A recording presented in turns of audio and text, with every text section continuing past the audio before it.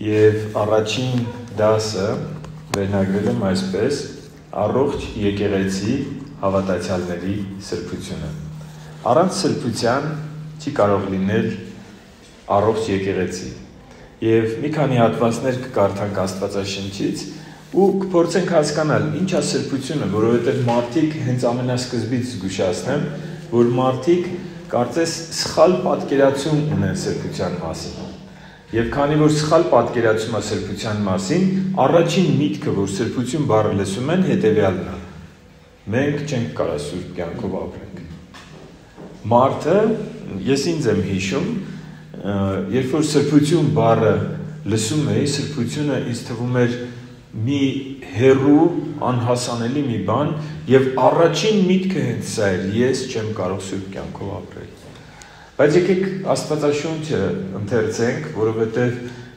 եթե մենք սրբությունը հասկանանք, ինչպես աշխարհի մարդկանց մեծամասնությունն է հասկանում առանց սխալների կյանք, մենք իրոք չենք կարող դա ապրել։ Բայց սրբությունը ըստ Աստվածաշնչի առանց սխալների կյանքը չի, այլ Աստծու համար ապրած կյանքն է, որտեղ երբ որ դու անգամ սխալվում ես, դու քո սխալը շտկելու վրա ես աշխատում։ Պատկերացրեցիք ինչ է սրբությունը։ Սրբությունը դա աշխարհից տարբերվող կյանքն է։ Այս աշխարհը ապրում է մեղքի մեջ։ Հավատացյալը իրավունք չունի մեղքի մեջ ապրելու։ Հավատացյալը պիտի ապրի իր Տիրոջ Քրիստոսի համար, եթե հավատում է Քրիստոսի։ Եվ եթե անգամ ինչ-որ բաներ չի ստացվում, դու չես դադարում սուրբ լինելուց, եթե դու ամեն ջանք անում ես, որ քո կյանքում շտկես դա։ Երբ որ մենք հասկանանք Աստվածաշնչյան սրբությունը, մենք կտեսնենք, որ Աստված մեզնից չի պահանջում մի բան, որ անհնարին է։ Աստված բարի է։ Միայն չար մարդը, ասեք, ինչ-որ մեկի մոտ մեկը աշխատում է, ինքը չար լինելով կպահանջի մի բան, որը անհնարին է, որ հետո պատժի։ Աստված չար չի, Աստված բարի է եւ մեզանից պահանջում է այն, ինչը որ հնարավոր է։ Ուղղակի մենք պիտի հասկանանք ինչ է սրբությունը եւ ինչպես կարող է մարդը հասնել սրբության կյանք ունենալ։ Դրա համար մի քանի հատվածներ ընդհանրապես իմ մոտ ես այդպիսի սովորություն ունեմ, ցույց տամ այստեղ երևի կերևա։ Մի քանի գույնով եմ գրում եւ կարմիրը դա Աստվածաշնչյան խոսքերն է։ Եվ տեսեք ինչքան կարմիր գրած կա իմ այսօրվա գրառումների մեջ, եւ մենք շատ ընթերցելու ենք Աստծո խոսքից, որպեսզի մեր պատկերացումները չլինեն, այլ լինեն Աստծո խոսքի փոխանցած, Աստծո խոսքի պատկերացումները։ Եփեսացիս առաջին գլխում, Եփեսացիների ուղված նամակի առաջին գլխի 3 եւ 4 խոսքերը։ Օրհնյալ է Աստված եւ մեր Տեր Հիսուս Քրիստոսի Հայրը, որ մեզ Քրիստոսով օրհնեց երկնքում ամեն հոգևոր օրհնությամբ, ինչպես որ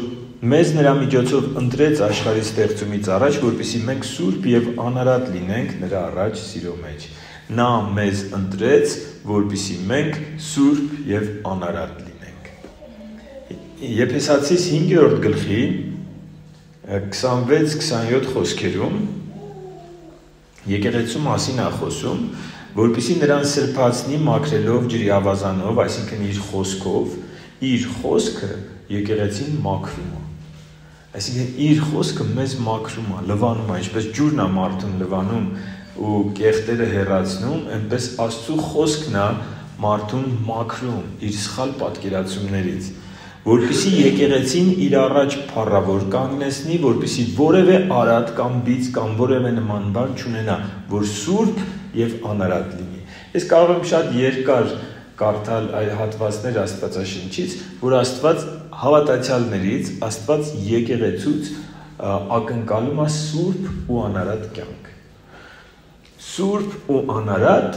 եւս մեկ անգամ կրկնեմ, չի նշանակում անսխալական ու անթերի։ Արատը Աստծո աչքին, երբ որ մարդը սխալ է գործում, դա դեռ արատ չի։ Երբ որ սխալը արդարացնում է, դա արատ է։ Երբ որ սխալ է գործում, երբ որ մեղք է գործում, ասում է դե ոչինչ։ Ես այդ մեծ մեղքերից չեմ գործում, էսի արատ է։ Երբ որ մեղքը սիրում է ու թաքցնում է, այլ ոչ թե խոստովանում է, էսի արատ է։ Բայց երբ որ մեղք է գործում եւ ապաշխարում է, պայքարում է, ինչպես Աստվածաշնչում է գրված, արյուն թափելու չափ պայքարում է, ուզում է փոխվի, ուզում է իր Տիրոջը հաճելի կյանք ապրի։ Անկամ այդ գործած մեղքը Աստծո աչքին արատ չի, որովհետեւ մեղքի հանդեպ կա ճիշտ վերաբերմունք։ Գիտեք, ինչու ենք խոսում առողջ եկեղեցու մասին։ Ես մի ընթացքով եմ անցնում, որ որպես Աստծո ծառա, որպես Աստծուն ծառայող, հովվական ծառայության մեջ, ուսուցչական ծառայության մեջ, կազմակերպչական ծառայության մեջ լինող մարդ, ես մի ընթացքով եմ անցնում, որ նայում եմ մերօրյա եկեղեցուն, նայում եմ մեր եկեղեցուն եւ տեսնում եմ, որ մենք դեռ հեռու ենք այն եկեղեցուց, որ Աստված ուզում է տեսնել։ Մենք կարող ենք համեմատենք ուրիշ եկեղեցիների հետ, ասենք, հա, մենք բավականին լավ ենք, առաջ ենք, բայց ես տեսնում եմ, որ մենք բավականին հեռու ենք այն եկեղեցուց, որ Աստված է ուզում տեսնել։ Եվ իմ փնտրտուքն է սա, իմ աղոթքն է, որ մենք լինենք այն եկեղեցին, որ մենք տեսնում ենք, օրինակ, առաջի դարի այդ հոգով լցված, պարգևներով, աշխարհը նվաճող, գիտեք ինչ արագությամբ, օրինակ Պողոս առաքյալի ծառայությունը, նրա հիմնած եկեղեցիները, նրա հիմնած եկեղեցիները նույնպես անթերի չէին, եւ թերություններ կար, բայց Տիրոջ զորությունը գործում էր նրանց միջոցով։ Այնպես չի, որ մեր միջոցով չի գործում Տիրոջ զորությունը, մենք բավականին շատ վկայություններ ունենք փոխված կյանքերի, բժշկությունների, ազատագրությունների, բայց ես որ համեմատում եմ, ես տեսնում եմ, որ մենք շատ ավելի շատը կարող ենք։ Եվ իմ փնտրտուքների մեջ հույս ունեմ, որ ձեր սրտում էլ կա այդ փափագը, որ արթնություն կա եկեղեցում, որ հավատացյալները կրակով բռնկված, ինչպես պենտեկոստերը դուրս եկան փողոցները մարդկանց վկայեցին եւ 3000 այդ օրը ապաշխարեց, մեկ օրվա մեջ 3000 մարդ ապաշխարեց եւ հետո եկեղեցուն անընդհատ եկեղեցին այնպիսի միջավայր, այնպիսի վայր էր, որ Աստված ինքն էր մարդկանց բերում եկեղեցի եւ գրված է, որ Աստված շատերին ավելացնում էր եկեղեցուն, որովհետեւ այնտեղ միաբանություն էր, այնտեղ սիրո մթնոլորտ էր, այնտեղ առաքյալների վարդապետությունը մարդիկ հուժարակամ ընդունում էին, իրենց կյանքն էր փոխվում եւ այսպիսի մթնոլորտ էր։ Եվ ես միշտ խնդրել եմ, փնտրել եմ, փափագել եմ, որ այսպիսի եկեղեցի լինի։ Եվ գիտեք, մի իմաստություն տվեց ինձ Աստված այդ իմ փնտրտուքի մեջ, ասեց դու պտուղներն ես ուզում, բայց պտուղների համար ջանք անել պետք չի, եթե ծառը առողջ եղավ, ինքը պտուղ կտա, պտուղ չի տալիս, որովհետև առողջ չի, եւ դրա համար հենց այս հայտնությունից ծնվեց այս դասաշարը, որը կոչվում է առողջ եկեղեցի, եւ առաջին դասը դասաշարի դա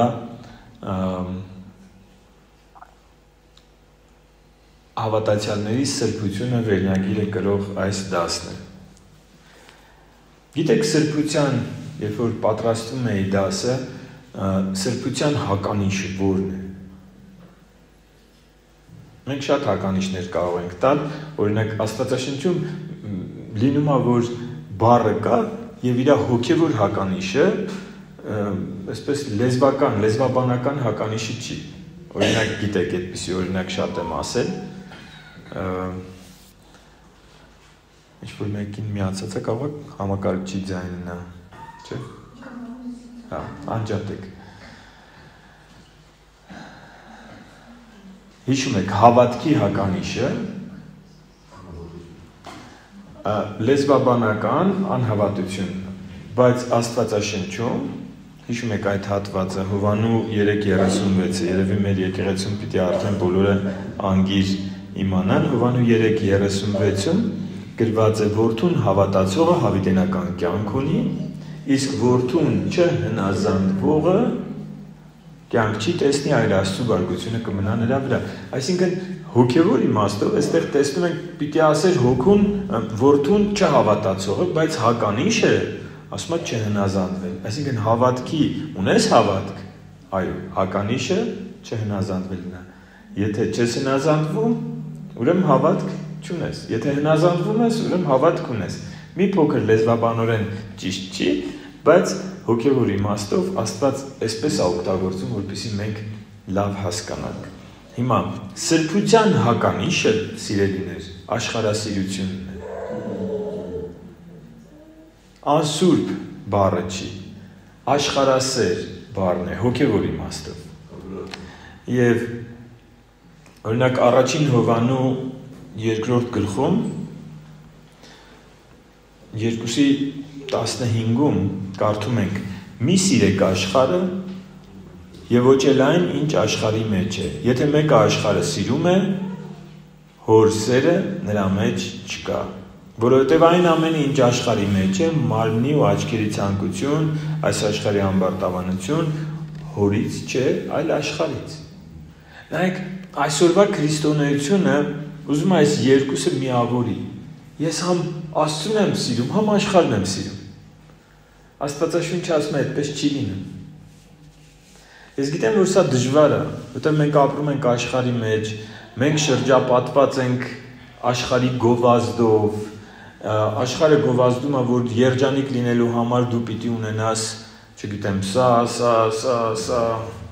իրանց չափանիշներով մարմին, մարդիկ տանջվում են, սովամահեն լինում, որ այդ չափանիշներով մարմին ունենան, աշխարհի չափանիշներով հագուստ, որովհետև մարդը եթե ինքը չի հագնում այսինչ բրենդի հագուստը, արդեն դժբախտ է, կամ, չգիտեմ, գովազդ կա, այսքան փող ունենաս, հարուստ կլինես, այսպիսի կազմվածքով տղամարդու հետ կամ կնոջ հետ ամուսնանաս, երջանիկ կլինես, աշխարհը գովազդում է։ Եվ մարդիկ էլ ինչու են հիմա դժվար ամուսնանում, որովհետև շատ ժամանակ չափանիշները այնքան շատ է, այս աշխարհը խաբել է, ու մարդիկ նայում են չափանիշները այնքան շատ է, որ այդպիսի մարդ երևի չգտնեք, որ ուզենաք էլ չեք գտնի։ Կամ կարող է 1-2 հոգի լինի, այն էլ մի 100,000 հոգի այդ 1-2 հոգուն են փնտրում։ Այդպես չի լինում։ Աշխարհի սերը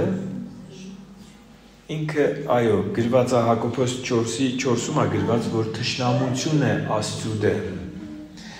Այնպես չի, որ դու պիտի ամեն ինչ դնես մի կողմ առանց չափանիշների մարդ լինես, այդպես չի։ Մենք այս աշխարհում ենք ապրում եւ պիտի ունենանք նաեւ չափանիշներ, բայց աշխարհի սերը հիշեք, ով այս աշխարհի համար է ապրում, իր մեջ հոր սերը չի կարող լինել։ Սա է ասում Աստվածաշունչը։ Եվ ամենակարևորը Հռոմեացիս 12:2-ում գրված է. «Մի կերպարանվեք այս աշխարհի կերպարանքով»։ Մի նմանվեք։ Եվ հիշում եք, ասեցի սոցիալական ցանցերի մասին եմ խոսելու, երբեմն իմ ամենատխուր պահերը, որպես հովիվ, իմ ամենատխուր պահերը լինում է սոցիալական ցանցերը մարդու կյանքը, կարծես մարդու կյանքը, ճաշակը, նախասիրությունները ջրի երես են հանում։ Ես շատ տխրում եմ, երբ որ տեսնում եմ մեր եկեղեցուց մեկը նմանվել այս աշխարհին, այս աշխարհի չափանիշներով,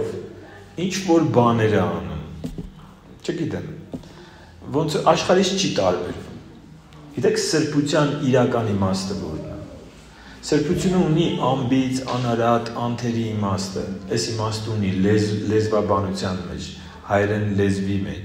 բայց սրբությունը աստվածաշնչյան իմաստով նշանակում է զատված, առանձնացված, Աստծու համար։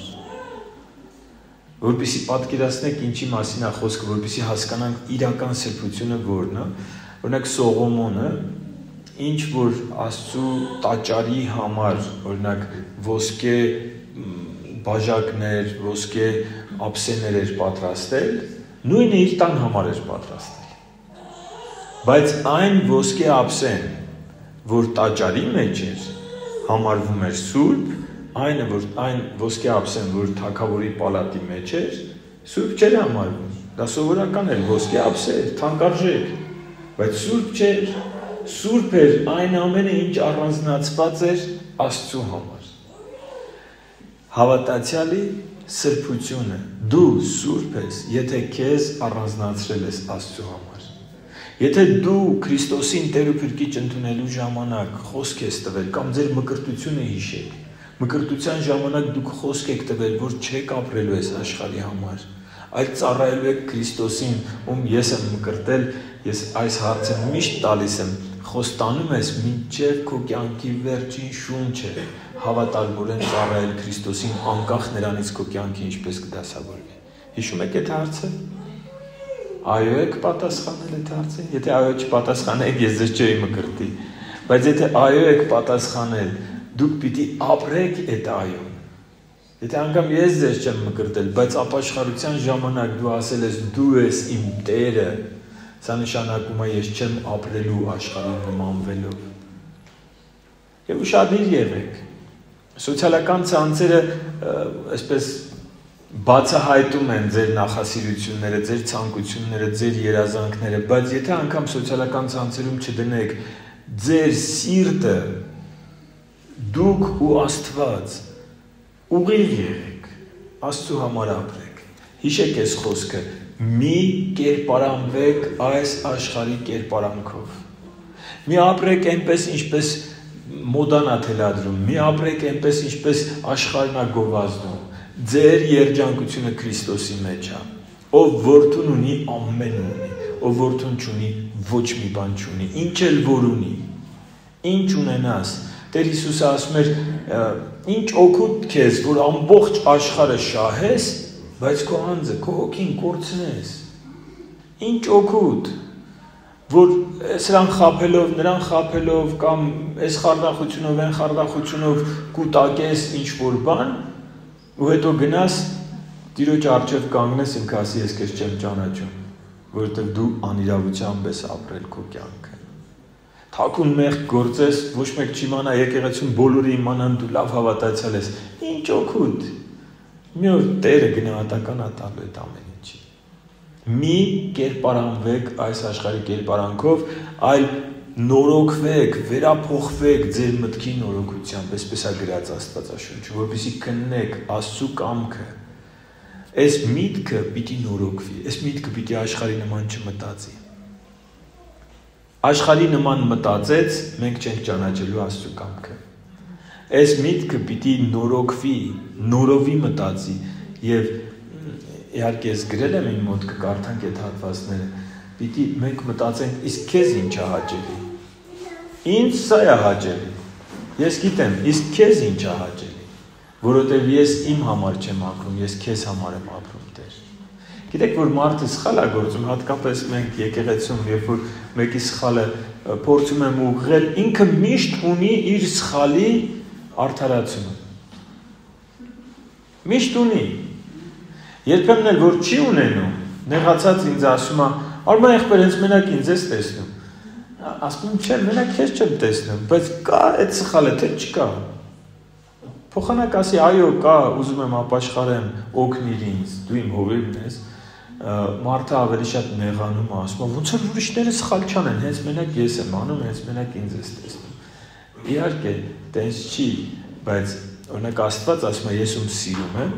նրան խրատում եմ։ Եթե դուք օտար լինեք, ես ձեզ չեմ խրատի, օտարի զավակի հետ ես ինչ գործ ունեմ, դուք իմն եք, դրա համար եմ խրատում։ Շատ ժամանակ, երբ որ ասում ենք Աստված խրատում է, օրինակ ազգի, երկրի համար, այդպես գրված Աստվածաշնչում, ամբողջ ժողովուրդներ է խրատում։ Եվ նաև պատժում է։ Եթե ինչ-որ մեկ ուզում է ուսումնասիրի այս թեման, Եբրայեցիս 12-րդ գլխում է գրված է ում սիրում է նրան պատժում է անգամ։ Շատերը ասում են ինչի՞ է մեզ այդքան շատ պատժում, հենա այն անիրավ ազգերը իրան չեն էլ ճանաչում, ոչ, ասում են դուք իմն եք։ Ես ինչ դու քո երեխային ես դաստիարակում, թե հարևանի։ Երբ որ Աստված քեզ խրատում, ուրեմն հարազատ ես։ Եվ իր խրատի նպատակը այնտեղ գրած է, այս ամենը ես անում եմ, որ դուք սրբություն սովորեք։ Հենց այդ նույն գլխում է, Եբրայեցիս 12-րդ գլխում է գրված, որ հետևեք խաղաղության բոլորի հետ եւ սրբության, առանց որի ոչ ոք Աստծուն չի տեսնի։ Առանց սրբության ոչ ոք Աստծուն չի տեսնի, այսպես է գրված Աստվածաշնչում։ Ինչ է հավատքը, սիրելիներ, եւ ինչին ենք մենք հավատում, որովհետեւ առանց հավատքի չի կարող լինել սրբություն, առանց հավատքի մենք ինքներս մեզ այսպես գնահատական կտանք, բայց մենք ով ենք, որ մեզ գնահատական տանք, մենք ով ենք, որ ասենք, մենք սուրբ կյանքով ենք ապրում, այդ Աստված պիտի գնահատական տա, ինքն է դատավորը, ինքն է գնահատողը, ինչին ենք մենք հավատում, հավատքից է ամեն ինչ բխում, Աստվածաշունչը ասում է, որ հավատքը լսելուց է, լսելը Աստծո խոսքից, հավատում ենք նրա պատվիրաններին, հավատում ենք Տեր Հիսուս Քրիստոսի փոխանցած պատվիրաններին, ծանոթ ենք, հավատում ենք, որ նա փրկել է մեզ, մեր փոխարեն իր կյանքը դնելով Գողգոթայի խաչի վրա հավատում ենք, որ մեղքն էր պատճառը, որ նրան մղեց դեպի այդ զոհաբերությունը, եթե մեղքը չլիներ, ինքը բնականաբար չէր, մեր մեղքն էր, եթե մեր մեղքերը չլիներ, ինքը չէր գնա այդ զոհեղությանը և այդ չարչարանքներին ու տառապանքներին, հավատում ենք հավիտենությանը, հավատում ենք, որ այս կյանքից հետո կա կյանք, որը հավիտենական կյանք է, միջայլոց երկու տարբերակն էլ հավիտենական է, թե հավիտենական է տանջանքը կրակել էջում, թե հավիտենական է երանությունը Քրիստոսի հետ, հավատում ենք այն խոսքերին, որ Աստված ասում է,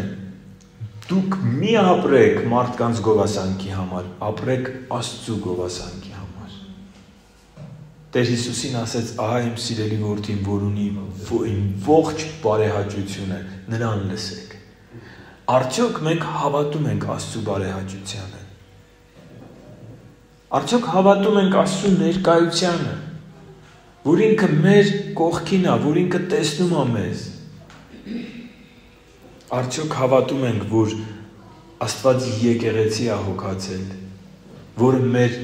երկրի վրա մեր երկնային ընտանիքն է, երկրի վրա մեր երկնային ընտանիքը, արդյոք հավատում ենք, որ ինքը հավատացյալից ակնկալում է ծառայություն, խոնարհություն, մենք իրար հանդեպ մեր վերաբերմունքի մեջ, իր ուսուցումները ասում են միաբան եղեք, սիրով եղեք, ներող եղեք, հանդուրժող եղեք, իրար մի կծեք, երբևէ կպատկերացնեք, որ Աստվածաշնչում այդպիսի խոսքեր է գրած, իրար մի կծեք, իրար մի խայթեք, ձեր խոսքերով, ձեր վերաբերմունքով, մեկը մի քիչ սխալ կանի, մեկը այնպես կանի, որ քո պատկերացումներին չի, մեկը իր հոգևոր հասակը պիտի արդեն Պողոս առաքյալը ասում է, ձեր տարիներին նայելով դուք պիտի, եթե չեմ սխալվում Պողոսն ասում, բայց ոնց որ Եբրայեցիս թղթում է գրված, ոմանք ասում են Պողոսը չի գրել, ես էլ զգույշ եմ այս հարցում, ասում է ձեր հավատքի տարիներին նայելով դուք պիտի արդեն ամուր կերակուր, պինդ կերակուր ուտեիք, բայց դեռ խաթի եք կարոտ։ Գուցե դու էլ այդպիսի մի մարդու տեսնում ես եկեղեցում, որ այդքան տարի գալիս է ու մի բան է անում, որ ուղեղիդ մեջ չի տեղավորվում, ոնց կարող է հավատացյալը իրան այսպես պահի։ Արդյոք դու հավատում ես այն խոսքերին, որ գրած է դուք, որ հավատքի մեջ զորավոր եք, տկարների տկարությունը վերառեք։ Տեսա արդարությունը, միշտ ապի քարկոծեք, աղոտ կարա իր համար։ Ինքը վատ վիճակում է, որ այդքան տարի եկեղեցում լինելով, դեռ չի կարողանում այն մեկին գումարած մեկը սովորի։ Ոնց է քո վերաբերմունքը, սեր եթե լինի, կուզես օգնես։ Իսկ եթե սեր չկա, կուզես հանես շպրտես դուս, ասես գնա, առանց քեզ ավելի լավը կլինի եկեղեցի։ Արդյոք հավատում ենք, որ Տեր Հիսուսը մեզ համբերում է։ Արդյոք հավատում ենք, որ մենք էլ ներման կարիք ունենք։ Այն որ մյուսների սխալները երևում են, մեր սխալները չեն երևում, դա դեռ չի նշանակում, որ մենք չունենք սխալ։ Սիրելիներ, սրբությունը գալիս է, երբ որ մենք հավատում ենք Աստծու խոսքին եւ փորձում ենք ջանք ենք անում ապրել ըստ այդ խոսքի։ Առաջին Պետրոս 2:11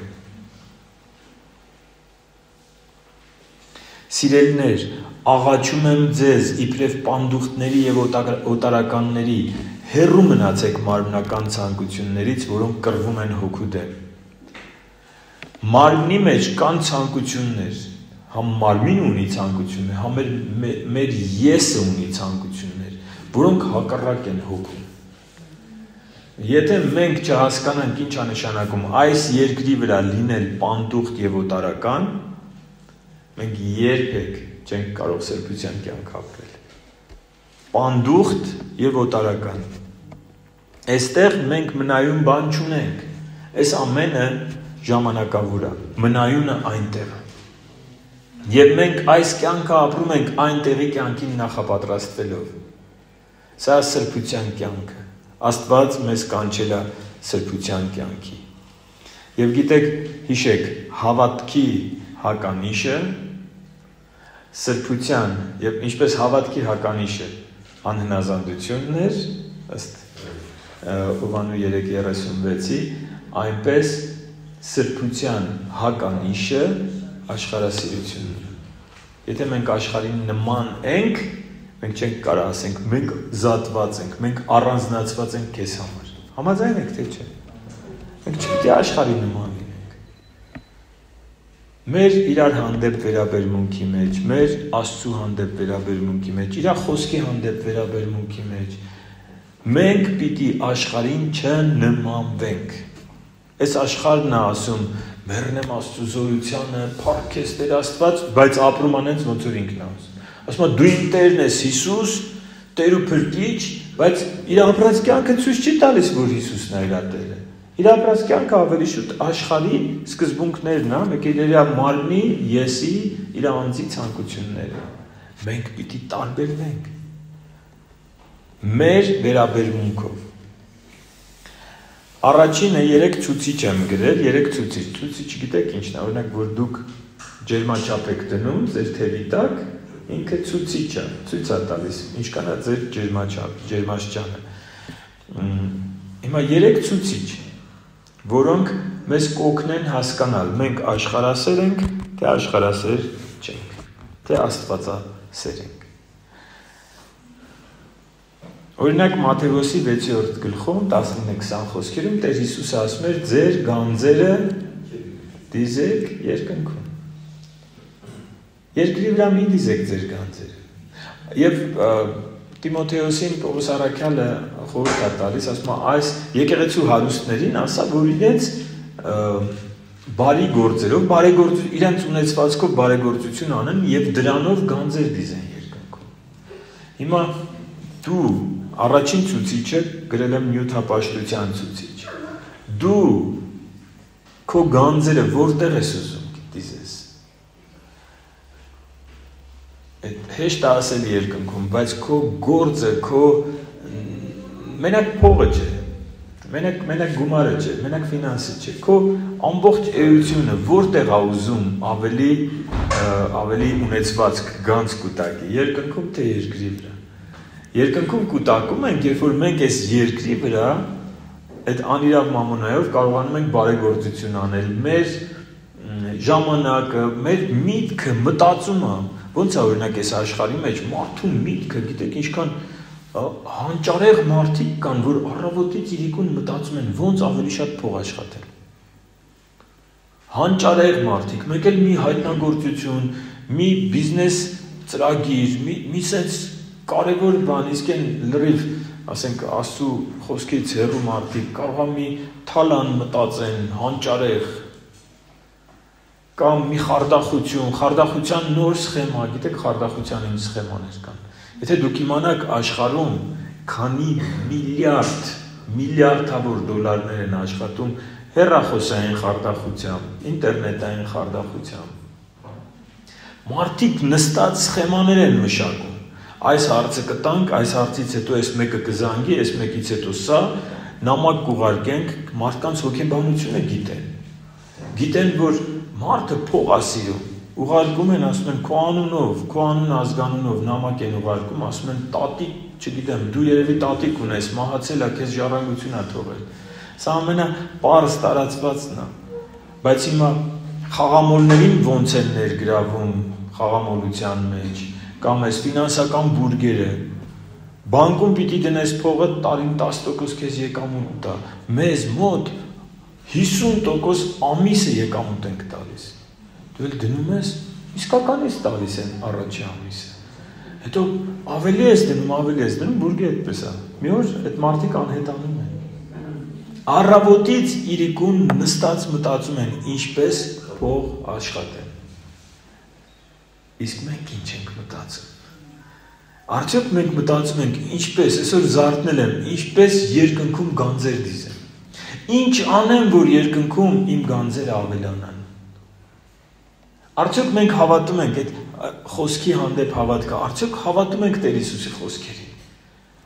որ այստեղ ինքը ասում էր, մարդու ունեցվածքից չի իր կյանքը, այս աշխարհը ասում է, ունեցվածքը շատ եղավ, կյանքը լավ կլինի, Հիսուսը ասում է, ունեցվածքից չի կյանքը, այլ որ Աստված բարեհաճություն ունենա քո հանդեպ, որ Աստծուն դուր գա քո ապրած կյանքը, ինքը ասեց, ես եմ կյանքը, եթե իմ պատվիրանները պահեք, կգամ ու կբնակվեմ ձեր մեջ, ես եմ կյանքը, կապրես ու քո կյանքից բան կհասկանաս, որովհետև կյանքը քո մեջ է ապրում, եթե Քրիստոսի պատվիրանները հարգես։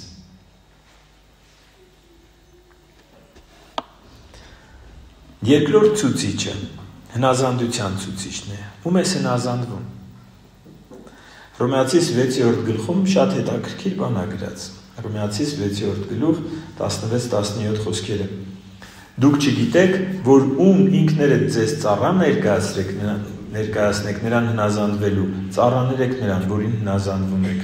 ծառաներ եք նրան, որին հնազանդվում եք, թե մեղքին, որ դեպի մահ է տանում, թե հնազանդությանը դեպի արդարություն։ Բայց շնորհակալություն Աստծուն, որ մեղքի ծառաներ էիք, սակայն սրտով հնազանդվեցիք այն վարդապետության օրինակին, որ ձեզ ավանդվեց։ Ում ես հնազանդվում։ Աստծուն ես հնազանդվում, Աստծու ծառա ես։ Մեղքին ես հնազանդվում, մեղքի ծառա ես։ Գիտեք, էսի շատ պարզ է։ Այստեղ պետք չի փիլիսոփայական, ինչ որ չգիտեմ, ճառեր ասել, բացատրել։ Ում ես հնազանդվում, քո կյանքը դու հո գիտես ում ես հնազանդվում։ Աստծուն ես հնազանդվում, Աստծու ծառա ես, մեղքին, մեղքի ծառա ես։ Հնազանդությունը ցույց է տալիս, ով է քո բարեկամը, ում հետ ես ընկերություն անում, մեղքի հետ ես ընկերություն անում, թե Տեր Հիսուսի։ Հովանու ավետարան 15-14-ում Տեր Հիսուսն ասում էր, դուք իմ բարեկամներն եք, եթե անեք այն, ինչ ձեզ պատվիրում եմ։ Եթե դուք իմ ասածները չեք անում, ես որ ասում եմ, այնքան կուզեմ մի հատ մեծ լսարան լինի, մեր ամբողջ հայ ժողովուրդը Հայաստանում և Սփյուռքում լսի այս խոսքերը։ Լսի ու ոչ թե իմ խոսքերը լսի, այլ Տեր Հիսուսի խոսքերը լսի։ Դուք իմ բարեկամներն եք, եթե պահեք այն, ինչ որ ձեզ պատվիրեցի։ Ինչպես է, որ ես ասում եմ, բայց Տեր Հիսուսի խոսքերն են լսում, որովհետև կարան բացեն Հովանու 15-14 ու կարդան ու ասեն, Տեր Հիսուս, մենք ոնց ենք քեզ Տեր ասում ու քո ասածները չենք անում, ինչ բարեկամ քեզ։ Մենք իրան բարեկամ չենք, եթե իր ասածները չենք անում։ Ում հնազանդվում ենք, նրան էլ սիրում ենք։ Տերը ասում էր երկու տիրոջ չեք կարող ծառայել։ Հենց ամենասկզբից հստակ ասեց, դուք չեք կարող աշխարհին հնազանդվել, մամոնային հնազանդվել, մամոնային պաշտել եւ ինձ պաշտել եւ Աստծուն պաշտել։ Չեք կարող երկու տիրոջ ծառայել։ Հոգևոր աշխարհում երկու Տեր չի լինում։ Եվ եթե Տերը ասում է, Տեր Հիսուսն ասում է, իմ բարեկամներն եք, եթե պահեք այն, ինչ ձեզ պատվիրեցի, մենք պիտի հասկանանք, որ եթե իր ասածները չենք պահում, եթե իր խոսքը չենք հարգում, մենք դեռ խավարի իշխանության մեջ ենք։ Ինչ եմ ասում, Երանի ամբողջ իմ ազգը լսի։ Հիմա ես հասկանում եմ Պողոս Առաքյալին, որ հրեաների մասին խոսում էր, հրեաները, որ Քրիստոսին մերժել էին, Քրիստոսին խաչել էին, ասում է իրենց աչքերին քող կա, Երանի այդ քողը վերանա ու իրանք ապաշխարեն, որովհետև միայն Քրիստոսով է փրկությունը։ Եվ ինքը իր ազգի համար ցավ ուներ իր սրտի մեջ։ Հիմա ես էլ կարծում եմ դուք էլ մեր ազգի համար ցավ ունենք մեր սրտում։ Երանի հասկանան այս խոսքերը, գոնե այս Հովանու 15-14-ը։ Եթե մենք ուզում ենք բարեկամ լինել Քրիստոսին, պիտի իր խոսքերը պահենք, պիտի իր պատվիրանները կատարենք։ Կողոսացիս 3:1 Կողոսացիս 3 գլուխ առաջին խոսքում Արդ եթե Քրիստոսի հետ հարություն առաք, ապա փնտրեք այն ինչ վերևում է, որտեղ Քրիստոսն է Աստծու աջ կողմը նստած։ Ասում է, որ ով հավատացյալ է, հիմա թողենք աշխարհի մարդկանց, հավատացյալ մարդը, ով ասում է ես Քրիստոսին հավատում եմ, ինքը պիտի աշխարհի համար մեռած լինի եւ Քրիստոսի համար հարություն առնի։ Ասում է, եթե դու Քրիստոսի համար հարություն եք առել, ուրեմն պետք է վերևի բաները մտածեք։ Այս երկրի բաները չպիտի մտածեք։ Դա չի նշանակում, այսինքն մենք ծայրահեղության մեջ չպիտի ընկնենք։ Դա չի նշանակում չաշխատել, նստել տունը, երեխաներիդ ասել Աստված հոգ կտանի։ Ես մենակ վերևի բաներն եմ մտածում։ Դա չի ասում։ Մենք գիտենք, որ առաքյալներից օրինակ Պետրոսը ընտանիք ուներ եւ պահում էր իր ընտանիքը։ Եվ Պողոս առաքյալն էլ խոսում է դրա մասին, ասում է կարակ ամուսնանաք, ընտանիք ունենաք եւ ծառայեք Աստծուն։ Ուղղակի ժամանակն է կրճատվում։ Երբ որ ընտանիք ունես, պիտի ընտանիքիդ հոգսի համար ժամանակ հատկացնես։ Սա նշանակում է, որ ընտանիքի հոգսի համար ժամանակ հատկացնելը աստվածաշնչյան է, սա երկրային չի։ Երկրայինը էս, որ դու երկնային վերևի բաները թողնում ես, այն որ ասում էի, որ առավոտ զարթնում ես, ինչ ես մտածում, կամ ամեն առավոտ չասեմ, բայց քո կյանքի նպատակը իմաստը ո՞րն է։ Մենք հատուկ դաս ունենք այդ նպատակի հավատացյալի առողջ եկեղեցու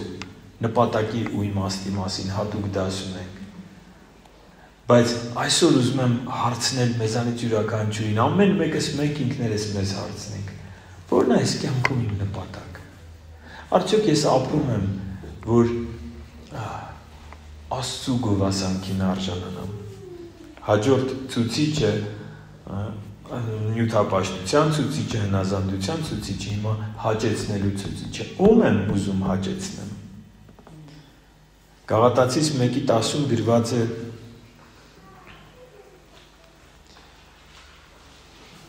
Արդ հիմա մարդկանց եմ ձգտում հաճեցնել, թե Աստծուն։ Կամ ուզում եմ մարդկանց հաճելի լինել, եթե տակավին մարդկանց հաճելի լինեի, Քրիստոսին ծառա չէի լինի։ Գիտեք, երբեմն, եթե դու մարդկանց ծառայում ես, երբեմն կամ ապրում ես այս կյանքը, աստվածապաշտ կյանքով, երբեմն քո արձագանքը մարդկանց դուր չի գալու։ Օրինակ ինձ եղել է, որ շատ են ուզեցել այդպես համոզել ինչ-որ բան, ասել են, եթե ինձ սիրում ես, այս բանը արա, եթե մեր ընկերն ես, այս բանը արա։ Ասում եմ, դա իմ սկզբունքներին հակառակ է, կներեք, ձեզ շատ հարգում եմ, կարամ ձեր համար այս բանը անեմ, բայց դա իմ Աստծուն հաճելի չի։ Եվ իմ համար ավելի կարևոր է Աստծու կարծիքը, քան ձեր կարծիքը։ Ինչքան էլ ձեզ սիրում եմ, Աստծուց բարձր ձեզ չեմ կարող դնել։ Ուրեմն ինչ չես սիրում, այդպես չի, ինչ է գալիս, ինձանից պահանջում, պատկերացրեք, չգիտեմ, ամուսինը գալիս է, ամուսինը աշխարհի կյանքով ապրող, գալիս է, ասում է, միշտ ընկերոջս հետ եմ գնացել գողության, այսօր ընկերս հիվանդ է, կնոջը ասում է դու պիտի գաս, ուղղակի պիտի նայես, մարդ չկա, ես գնամ գողության։ Հիմա, եթե ինձ սիրում ես, պիտի գաս, հավատացյալ կինը երբեք, իհարկե սա հորինած պատմություն է, բայց իմաստը հասկանան, երբեք իր սկզբունքներին հակառակ չի գնա, եթե Աստծուն պիտի ցավեցնի, մարդկանց հաճեցնելու համար։ Մենք պիտի ուշադիր լինենք այստեղ։ Ում ենք մենք ուզում հաճեցնենք, անգամ ինքներս մեզ չպիտի հաճեցնենք։ Առաջին Թեսաղոնիկեցիս 2-4 խոսքը։ Սա ցույց է տալիս, ցուցիչները հիշեք, ցույց են տալիս մենք աշխարհասեր ենք, թե այո, Աստված ասեր կամ սուրբ կյանքով ապրողներ։ Առաջին Թեսաղոնիկեցիս 2:4 Այլ ինչպես մենք Աստծուց ընտրվեցինք, որ ավետարանը մեզ վստահի, այնպես էլ քարոզում ենք, ոչ թե մարդկանց հաճելի լինելու, այլ Աստծուն, որ մեր սրտերը քննում են։ Ծառայողները, գիտեք, քարոզ կա, որ կարանք քարոզենք հազարավորներ հավաքվեն։ Մանավանդ ցենց հեշտ տարբերակներով, նեղ ճանապարհը մի կողմ դնելով, հավատքի կյանքը դարձնելով ընդամենը սա արեք ու Աստված ձեզ կօրհնի։ Այդպես չի։ Նեղ ճանապարհ ասածը պիտի իրար հետ իրար ուժ տալով, իրար քաջալերելով, իրար օգնելով գնանք առաջ։ Մանավանդ որ մեղքի դեմ ես խոսում, մարդիկ մտածում են, պատկերացրեք, միայն լինեն քաջալերական քարոզներ։ Ու սուտ։ Աստված կների, չափաշխարեք էլ Աստված կների։ Եկեք աղոթենք, չգիտեմ, փառաբանենք Աստծուն, ինչ ապաշխարություն, ինչ մեղք, այդպես մեկը ինձ ասեց մի օր, ասեց դու որ մեղքի մասին ես խոսում, նայեք ինչպիսի մանիպուլյացիա էր, դա մոտ 10 տարի առաջ է, մինչև հիմա հիշում եմ այս խոսքը։ Ասում եմ դու որ մեղքի դեմ ես խոսում, իմ մոտ մեղք գործելու, ես մոռացել եմ մեղքի մասին, բայց մեղք գործելու ցանկություն է ծնվում։ Դու ինձ մեղքի մեջ ես գցում։ Ասեցի ուրեմն ավետարանը կարդալուց դու մեղքի մեջ ես ընկնում, որովհետև Պողոս առաքյալը, Տեր Հիսուսը, մնացածը բոլորը մեղքի դեմ են խոսում։ Չընդունեց, ասեց, չէ, դու որ մեղքի դեմ ես խոսում, այդպիսի մանիպուլյացիաներ կան։ Չտրվեք։ Մենք, ասում եմ, քարոզում ենք ոչ թե մարդկանց հաճելի լինելու համար։ Քարոզում ենք ոչ թե որ շատ լայքեր հավաքեն, ոչ թե որ շատ լսարան լինի, շատ մարդիկ գան եկեղեցի, չէ, քարոզում ենք, որ Աստծուն հաճելի լինի մեր խոսքը, որ իրան դուր գա, որ իր խոսքը փոխանցենք, որ խարդախություն չանենք, խարդախությունը գիտեք, որ նաև որ օրինակ կաթ են վաճառում, մի քիչ ջուր են խառնում կաթին, ինչ է զգացվելու որ։ Ոչ մի բան։ Բայց Աստվածաշունչը Աստծու խոսքին անխարդախ կաթակոչում, որին ոչ մի բան խառնված չի, հենց այն է, ինչը որ կա Աստծու մտահղացման մեջ, իր հոգով գրված, ոչ թե մեր մտքի մարդկանց հաճելի, մի քիչ Աստվածաշունչը շատ սուր անկյուններ ունի։ Ընդհանրապես Աստծու խոսքը համեմատվում է երկսայրի սրի հետ Եբրայեցիս թղթում, եւ ինքը կարա վիրահատություն անի։ Իսկ որպեսզի մենք այսպես հումանիստական Աստվածաշունչ ներկայացնենք մարդկանց, կարող ենք այդ սուր անկյունները փորձենք տաշենք։ Գիտեք ինչ օրենք կար 5 տակարանում։ Զոհասեղանի քարերը գրված էր չտաշես։ Շատ հետաքրքիր է։ Ինչպես որ կա քարը, ասում էր մուրջ չկպցնես։ Մուրջ չկպցնես։ Ինչպես որ կա քարը, բեր, հարմարացրա, դիր, սարքիր սեղան, զոհասեղան եւ այնտեղ զոհել մատուցիր։ Բայց մարդը սիրում է գեղեցիկ։ Գնում էին հեթանոսական զոհասեղանները, տեսնում էին հрьяաները, գեղեցիկ, այդպես կա մի թագավոր գնում է, տեսնում է, բերում է, սարքում է նույնը։ Աստծուն դուր չի գալիս, երբ որ մենք փորձում ենք գեղեցկացնել իր խոսքը, կամ փորձում ենք մեղմել իր խոսքը, կամ փորձում ենք չափազանցնել իր խոսքը, ոչ այս կողմ, ոչ էլ այն կողմ։ Եվ մեր թե կյանքը, թե որոշումները, թե սկզբունքները, թե քարոզությունը պիտի լինի ոչ թե մարդկանց հաճեսնելու համար, այլ Աստծուն։ Եթե մենք այս նյութապաշտության ցուցիչը, մենք այստեղ նյութն ենք պաշտում, թե մեր գանձերը երկնքում ենք ուզում դիզել։ Հնազանդության ցուցիչը, որ ամեն մարդ մյուսի կյանքում կարող է չտեսնի, բայց իր կյանքում պարզ տեսնում է։ Եվ նաև հաճեցնելու ցուցիչը մենք ում ենք ուզում հաճեցնել, մարդկանց, մեզ, թե Աստծուն։ Այս բոլորը ցույց են տալիս մենք աշխարհասեր ենք, թե զատված ենք աշխարհից սրբության կյանք ապրելու համար։ Առողջ եկեղեցին աշխարհից զատված եկեղեցին է։ Գիտեք, աշխարհի մեջ շատ հոգևոր հիվանդություններ կան։ Եթե ուզում եք առողջ հոգևոր կյանք ունենաք, առանձնացեք աշխարհից։ Եվ դա ճգնավորությունը չի, սա էլ մի ուրիշ հակաստվածաշնչյան, այսինքն չասեմ հակաստվածաշնչյան, բայց աստվածաշնչյան հիմք չունեցող մի բան։ Եթե մարդ ուզում է որոշակի ժամանակով առանձնանա, գնա, մտորի, սա աստվածաշնչյանը։ Բայց եթե մարդը գնում է աշխարհից, որ մեղք չգործի, սա աստվածաշնչյան չի, ասում ես դες լույս եմ դրել, դուք այս աշխարհի լույսն եք, եթե դու հոգևոր ես, դու այս աշխարհի մեջ պետք է լույս տաս։ Ես քեզ չեմ դրել, որ գնաս քարանձավի մեջ լույս տաս։ Դու այս աշխարհի աղն ես, դու պիտի համ տաս այս աշխարհին, լույսն ես, դու պիտի լուսավորես քո շրջապատը։ Ես ոչ մի բան չունեմ առանձնանալու, մենք էլ եկեղեցով առանձնանում ենք որոշակի ժամանակ։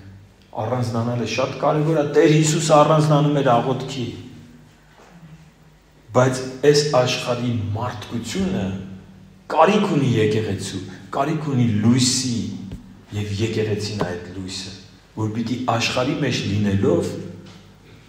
աշխարհի պես չապրի, այլ Քրիստոսի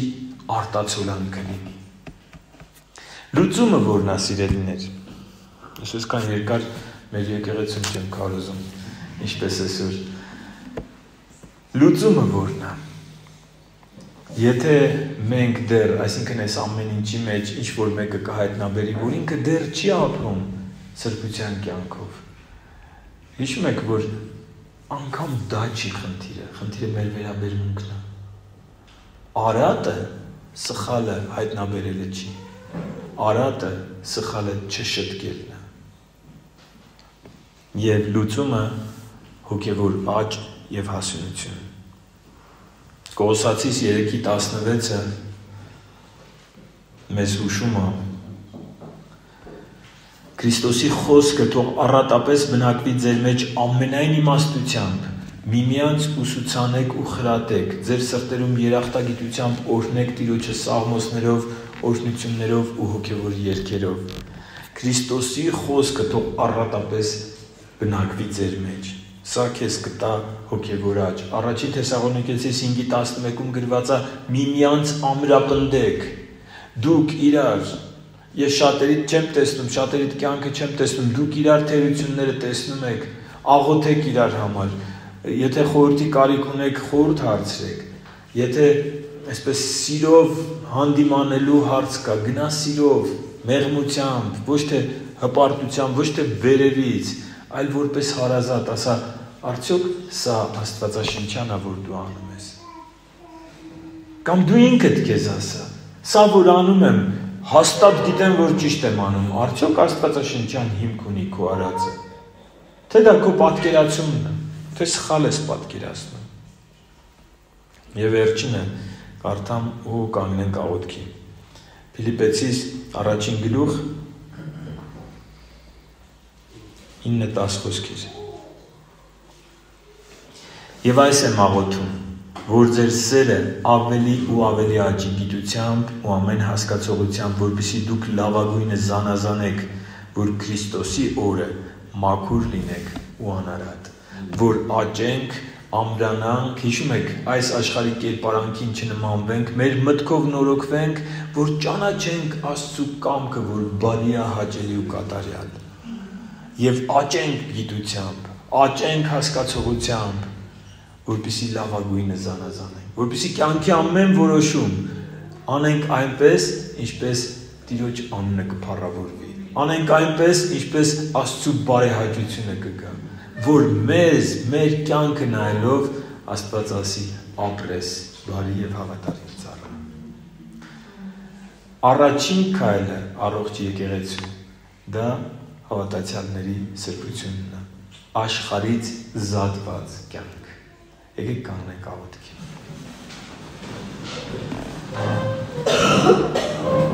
Շնորհակալ եմ Տեր, Գիտենք, որ մեր մեջ ես, գիտենք, որ սիրում ես մեզ, գիտենք, որ ամեն մեկիս կյանքը գիտես և գիտես, որ մենք փափագում ենք քեզ հաճելի կյանքով ապրել։ Շատ ժամանակ Տեր գալիս է ինքնախաբեությունը, գալիս է մարդիկ ավելի շատ տեսնում են ուրիշների սխալները, քան իրենց սխալը։ Իմ աղոթքը այսօր մեկն է, Տեր։ Տուր, որ ամեն մեկս մեր աչքի գերանը տեսնենք։ Եվ եթե անգամ ուզում ենք օգնել դիմացինի աչքի շյուղը հանելու, տուր, որ մեր գերանը տեսնենք, որ առաջ մեր աչքի գերանը հանենք, որպեսզի կարողանանք օգնել դիմացինին։ Եվ ուրիշ աղոթք չունեմ, Տեր, ես հիմա, որովհետև այս թեման ոչ մի արժեք չի ունենա, եթե մենք նախ չտեսնենք մեր թերությունները, մենք չտեսնենք մեր աշխարհասիրությունը, մենք չտեսնենք մեր կյանքի այն ոլորտները, որտեղ դեռ պիտի ապաշխարենք, դեռ պիտի բերենք այն կարգ ու կանոնի քեզ հաճելի ընթացքի մեջ։ Տուր մեզ իմաստություն, բացիր մեր տեսողությունը, բժշկիր մեր տեսողությունը, որ մենք ամեն մեկս մեր թերությունների վրա աշխատենք, մերժենք աշխարհի սերը և լցվենք Հոր սիրով, որ մեզ այնքան սիրեց, որ քեզ զոհեց, Տեր Հիսուս։ Շնորհակալ ենք, շնորհակալ ենք, շնորհակալ ենք, Տեր Հիսուս Քրիստոսի անունով։ Ամեն։